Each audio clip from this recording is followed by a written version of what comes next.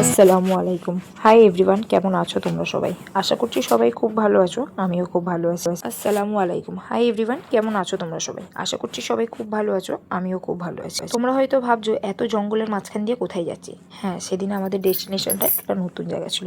আমরা গিয়েছিলাম স্বস্তিক নিকেতন।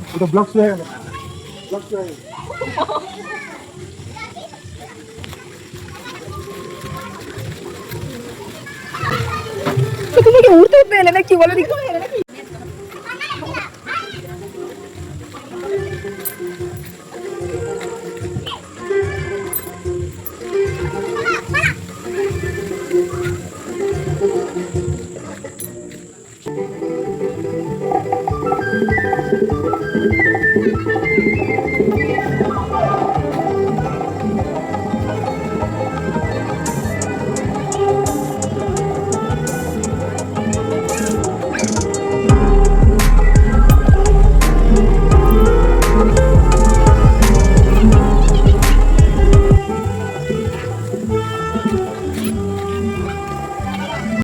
কোথায়? ওটা ফোয়ারা মনে হচ্ছে হবে।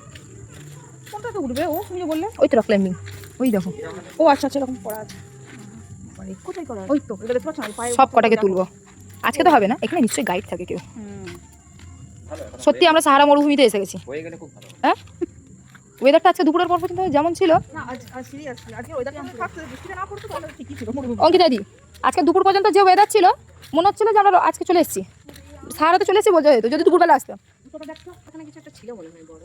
এই যে ওই যে পিছনের জায়গাগুলো দেখো, পুড়ে টুড়ে যাওয়া, সে আগুন লাগা মনে হচ্ছে দেখতে। দেখো টিন ফিনগুলো দেখো।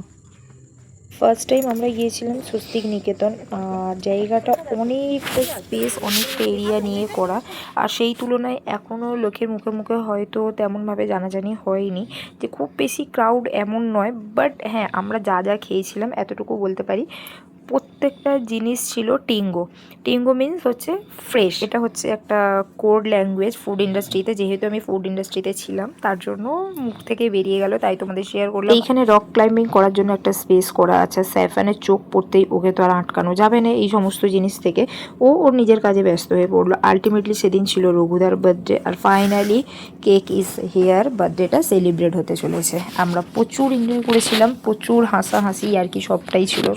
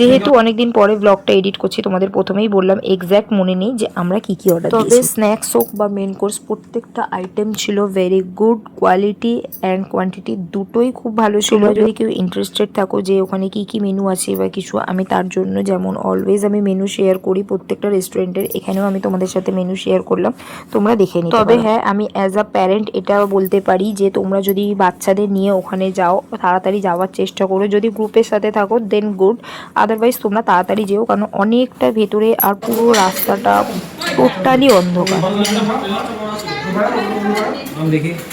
থার্ড দিন আমার খুব জোর ঘুম পেয়ে গিয়েছিল, যেহেতু তার আগের দিনে আমার একদম ঘুম হয়নি, সেই দিনও সারাদিন ঘুমায়নি। হঠাৎ করেই আমার একদম ভলিউমটা ডাউন হয়ে গেছিলো, মানে আমি আর টানতে পারছিলাম না, মানে কি বলবো যে খিদেও পাচ্ছিলো না। তো ইরফান বললো না একটু হলেও খাও, যেহেতু ওই সময়টা আমার কড়া কড়া মেডিসিন এখনও কন্টিনিউ চলছে। আর রাতের খাবারটা একদমই ইরফান আমাকে স্কিপ করতে দেয় না। জানো তো বিয়ের আগে আমি প্রায়ই না খেয়ে থাকতাম, বাট এখন মানে বিয়ের পর দিয়ে পাপা বলো বা ইরফান বলো না খেয়ে একদম থাকতে দেয় না। আর এখানে আমি রিঙ্কুর কিছু একটা ক্লিপস নিচ্ছিলাম, তোমাদের দেখাবো বলে। এক্স্যাক্ট কেন আমি অতটা জোর করে ক্লিপসটা নিয়েছিলাম আমার এই মুহূর্তে মনে নেই।